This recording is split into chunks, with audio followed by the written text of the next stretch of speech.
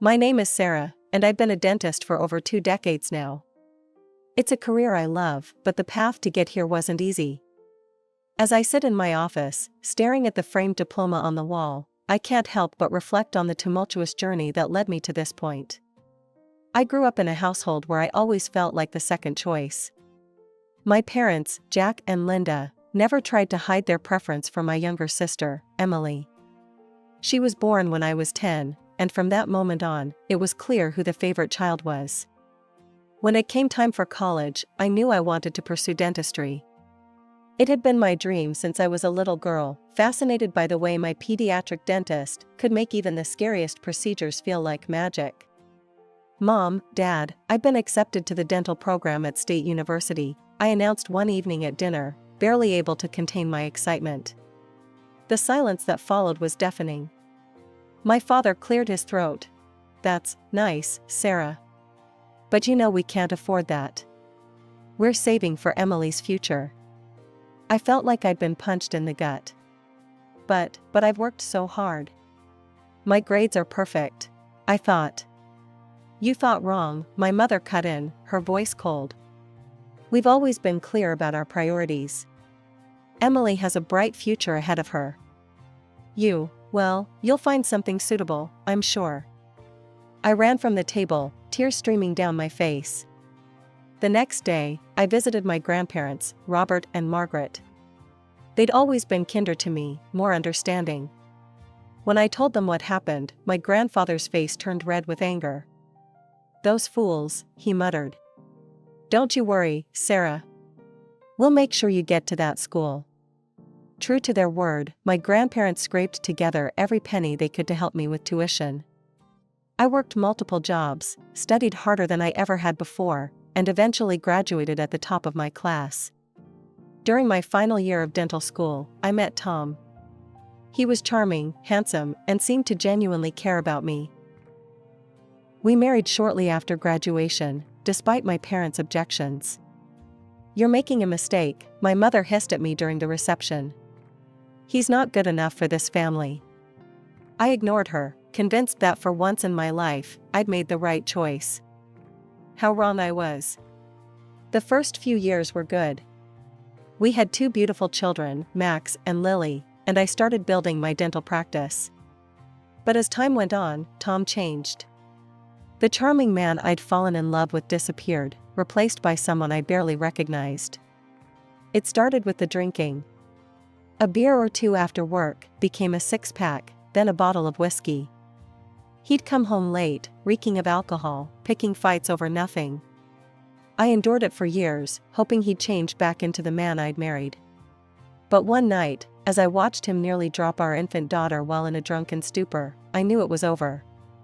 The divorce was messy, but in the end, I got custody of the kids and kept my practice. The day I told my parents about the divorce, I foolishly hoped for some support. Instead, I was met with cold disappointment and blame. "I'm sure you're exaggerating," my mother said, her voice dripping with disdain. "Tom always seemed like such a nice man. You probably drove him to drink with your nagging." That was the last straw. I gathered my children and left, vowing never to seek their approval again. Meanwhile, my sister Emily's life seemed picture perfect. She'd become a psychologist, married a successful businessman named David, and had 2 boys of her own. My parents never missed an opportunity to remind me how much better she was doing. "Emily just bought a new house in that fancy neighborhood," my mother would casually mention during our increasingly rare phone calls. "Her practice is really taking off. It's so nice to have a daughter we can be proud of." Years passed, and I built a successful dental practice. I was doing well financially, even able to buy a nice apartment in a good area of town. Ironically, there were times when my parents would call, asking for money. "Sarah, your father and I are a bit short this month.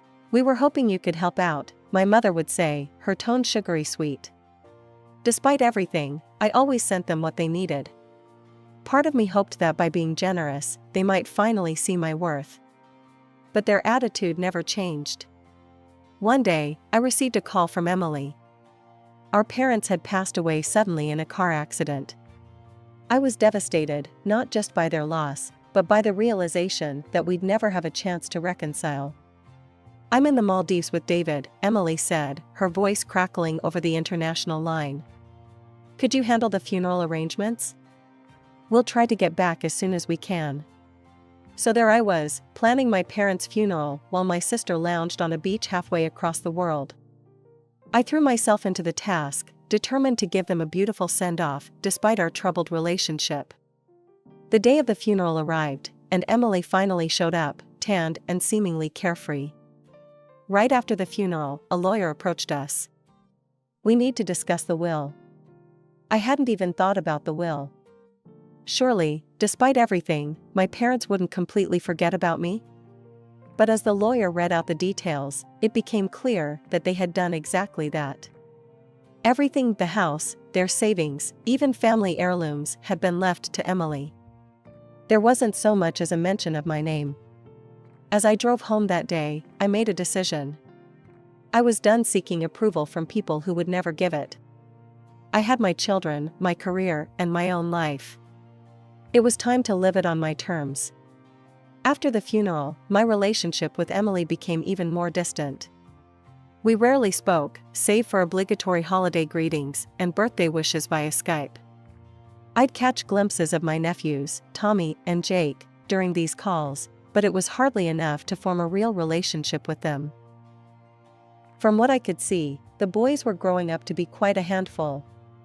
During one memorable video call, I watched a 6-year-old Tommy throw a tantrum because Emily wouldn't buy him a new tablet. "But I want it now," he screamed, his face red with anger. Emily just smiled indulgently. "Now, sweetie, we can't always get what we want right away. We'll talk about it later, okay?" I couldn't help but interject. "Emily, don't you think you should be a bit firmer with him? That behavior isn't appropriate for his age." My sister's face hardened. "I'm a psychologist, Sarah. I think I know how to raise my children without causing childhood trauma. They need to feel free to express themselves." As the years went by, my own children grew up and moved out to start their own lives. Max became a successful software engineer, while Lily followed in my footsteps and went to dental school. I was immensely proud of them both. With the kids gone, I found myself enjoying the quiet life of an empty nester. I adopted a cat, Mr. Whiskers, who quickly became my constant companion. My days fell into a comfortable routine of work, home, and the occasional dinner with friends. Then, one rainy Tuesday evening, my peaceful life was shattered by a frantic knocking at my door. I opened it to find Emily standing there, mascara running down her face, with Tommy and Jake in tow. "Sarah," she sobbed, "I need your help. David and I had a huge fight, and I just need a place to stay for a while." I hesitated for a moment, remembering all the years of hurt and neglect.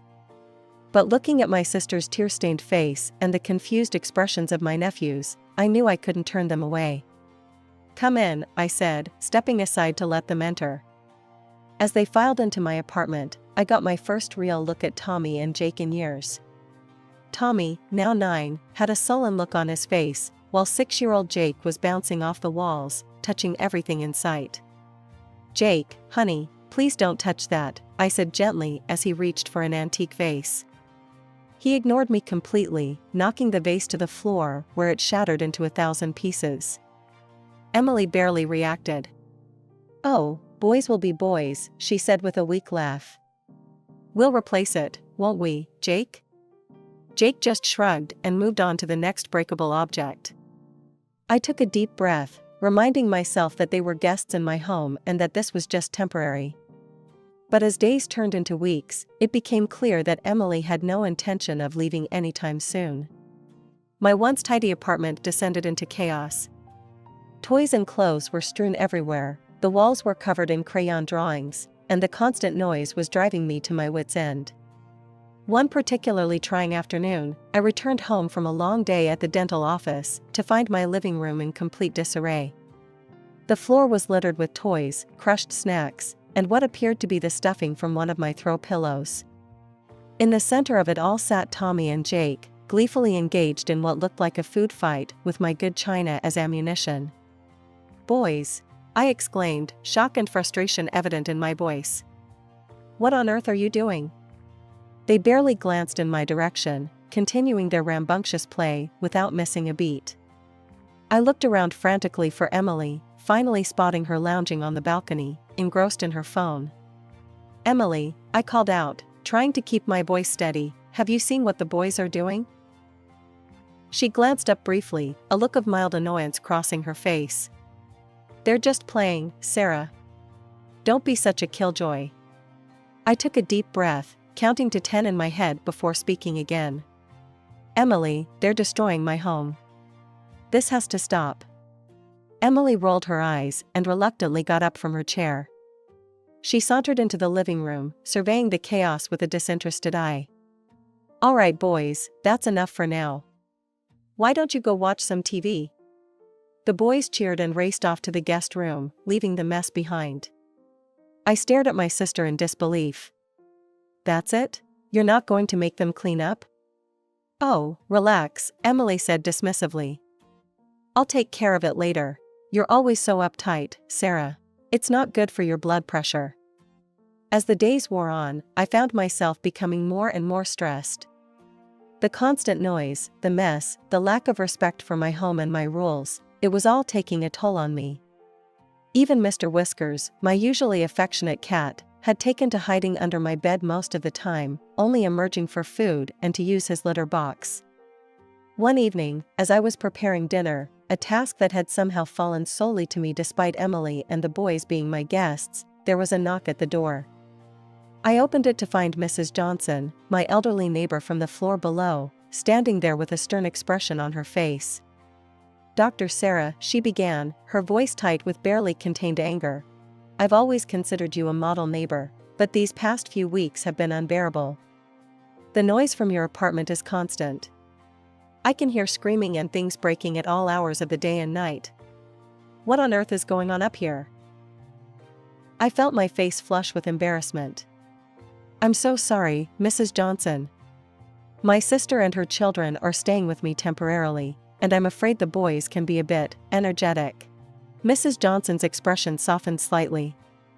"I understand children can be lively, dear, but this goes beyond that. And it's not just the noise. Have you seen what they've done to the hallway?" She gestured for me to follow her.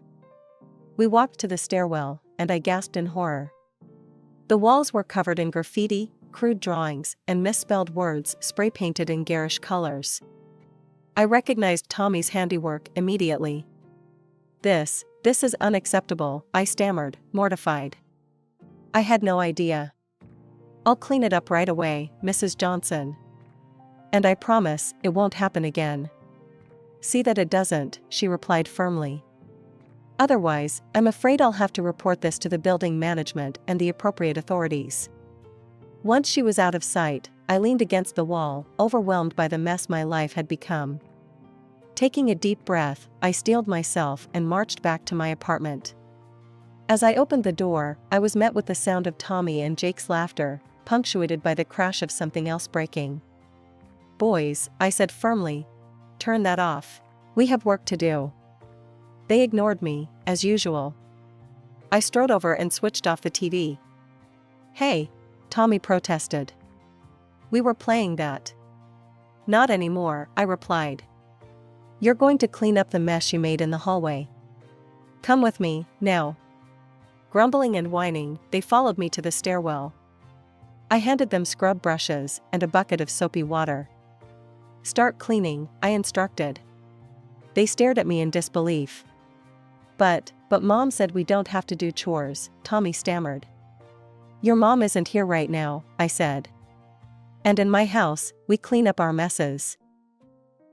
They half-heartedly swiped at the walls, more interested in splashing each other than actually cleaning. I was about to intervene when I heard footsteps on the stairs. To my surprise, it was Mrs. Johnson's son, Mark, in his police uniform. He must have just gotten off duty. "Everything okay here, Dr. Sarah?" he asked, eyeing the boys suspiciously. Sensing an opportunity, I explained the situation. Mark's face hardened as he turned to Tommy and Jake. "Listen up, boys," he said sternly. "Vandalism is a serious offense. If you don't clean this up properly, we're going to have some real problems. Understand?" The boys' eyes widened in fear. They nodded vigorously and began scrubbing the walls with newfound enthusiasm. I was supervising their progress when I heard the elevator ding. Emily stepped out, fresh from a trip to the beauty salon, her hair and nails immaculate. Her jaw dropped when she saw the scene before her. "What the hell is going on here?" she shrieked. I calmly explained the situation, but Emily wasn't having it. "How dare you force my children to do manual labor?" she yelled. "This is cruel and unusual punishment." "Cruel?" I shot back, my patience finally snapping. "Cruel is letting them destroy other people's property without consequences." Emily grabbed the boy's hands. "Come on, we're leaving. I won't let you be subjected to this abuse." The next few days were tense. Emily and the boys stayed, but they barely spoke to me. I was starting to think things couldn't get any worse. I was wrong. I came home from work one afternoon to find my apartment eerily quiet. "Hello?" I called out. A pitiful meow answered me. I followed the sound to find Mr. Whiskers huddled in a corner, his fur a startling shade of blue. "Oh my God," I gasped. The poor cat was covered in paint, frantically trying to lick it off. I screamed in horror and anger. Scooping up Mr. Whiskers, I wrapped him in a towel and rushed him to the vet, my heart pounding. The vet's diagnosis was grim. "He's ingested a significant amount of paint," she told me. "We'll need to keep him overnight for treatment." Leaving Mr. Whiskers at the clinic was one of the hardest things I've ever done. I returned home, shaking with fury. Emily was lounging on the couch, scrolling through her phone.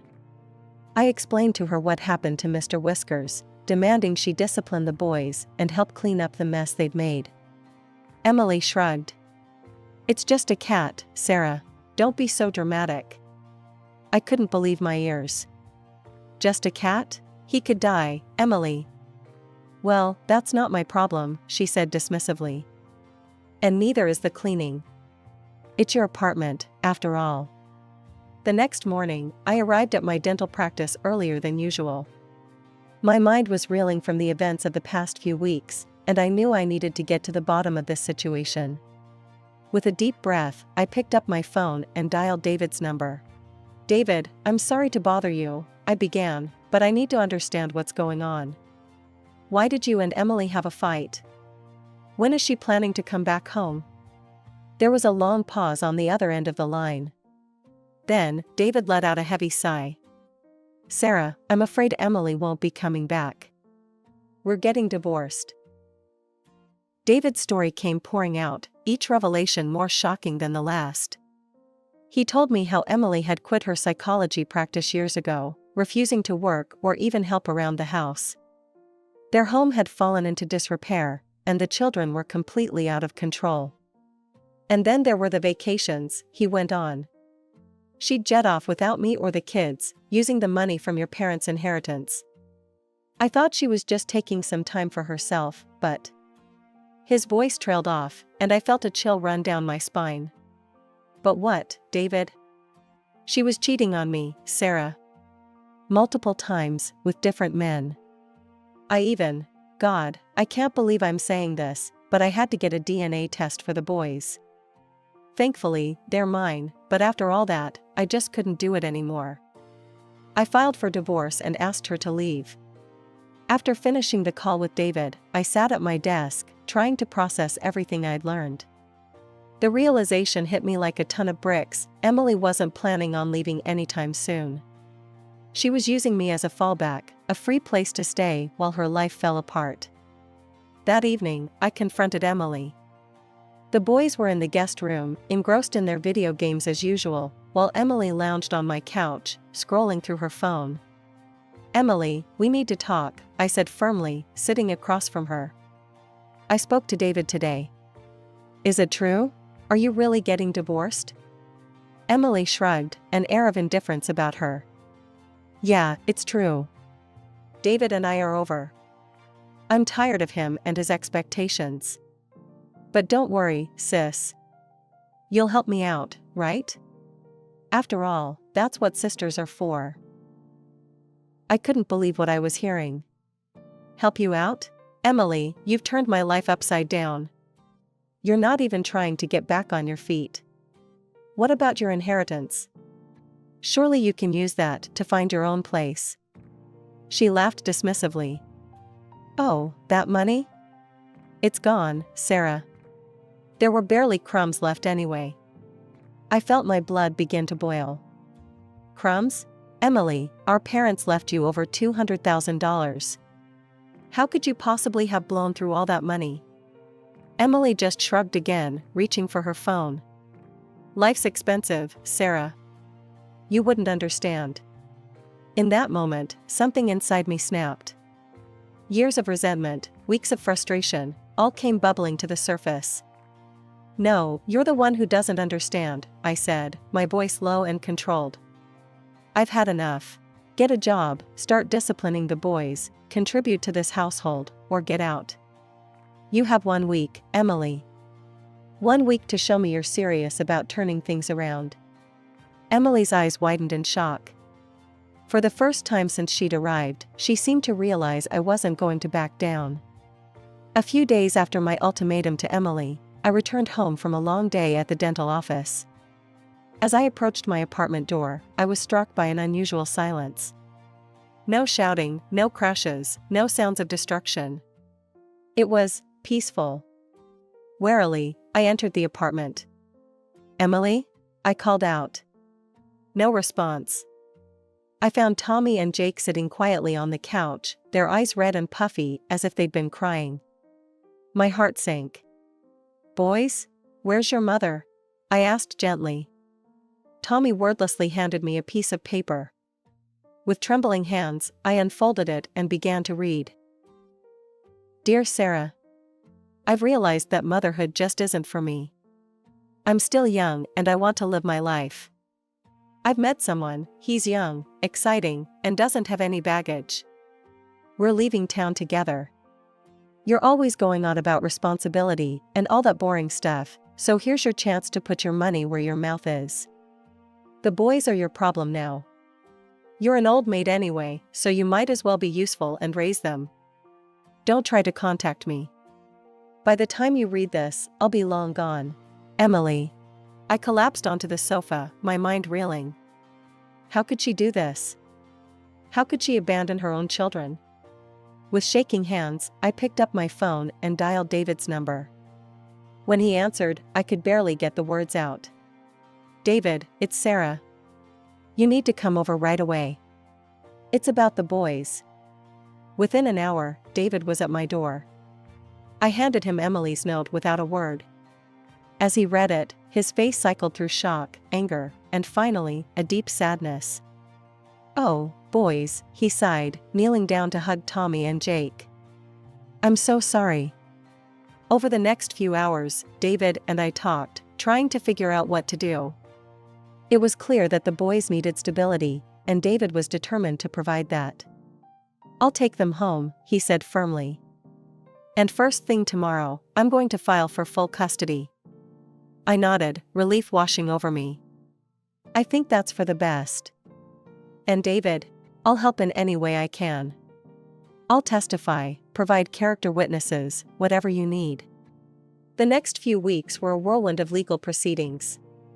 David filed for full custody, and I found myself recounting Emily's behavior to stern-faced judges and social workers. In the end, the decision was swift. Emily, who never even showed up for the hearings, was stripped of her parental rights. David was granted full custody of Tommy and Jake. As the dust settled, I found myself adjusting to a new normal. I visited David and the boys often, marveling at the changes in their household. David had hired a part-time nanny to help out, but he was also making a concerted effort to be more present in his sons' lives. One sunny Saturday, about a month after everything had happened, I visited their home. I was amazed to find Tommy setting the table for lunch, while Jake was helping David prepare sandwiches in the kitchen. Aunt Sarah, they both cried, running to hug me. I embraced them tightly, noticing how much calmer and happier they seemed. They're doing so well, I remarked to David as we watched the boys play in the backyard after lunch. You're doing a great job. 5 years have passed, and life has taken unexpected turns. I'm still practicing dentistry, finding fulfillment in my work and enjoying quiet evenings with Mr. Whiskers, my faithful feline companion. Tommy, now 14, has become something of a local celebrity. His graffiti art, once a source of frustration, has evolved into a genuine talent. He's a popular blogger, showcasing his work online and even getting featured in the news. His success has brought him a decent income, unusual for someone his age. One Sunday afternoon, David and the boys were visiting me for our weekly family dinner. We were catching up on Tommy's latest art project when there was an unexpected knock at the door. To everyone's shock, it was Emily. She barged in, eyes fixed on Tommy. "I hear you're making quite a bit of money now," she said, her voice sickly sweet. "Mommy needs her share." David stepped forward, his face stern. "You have no right to any of it, Emily." He pulled out a document from his wallet. "You were stripped of your parental rights years ago. Leave now, or I'm calling the police." Emily's face contorted with anger, but seeing our united front, she turned and left without another word. We haven't seen her since. As for me, I continue to work and enjoy life's simple pleasures. I stay in touch with my own children, now adults themselves, cherishing our relationship. This unexpected journey has taught me the true meaning of family. It's not always about blood, but about love, support, and being there for each other through thick and thin.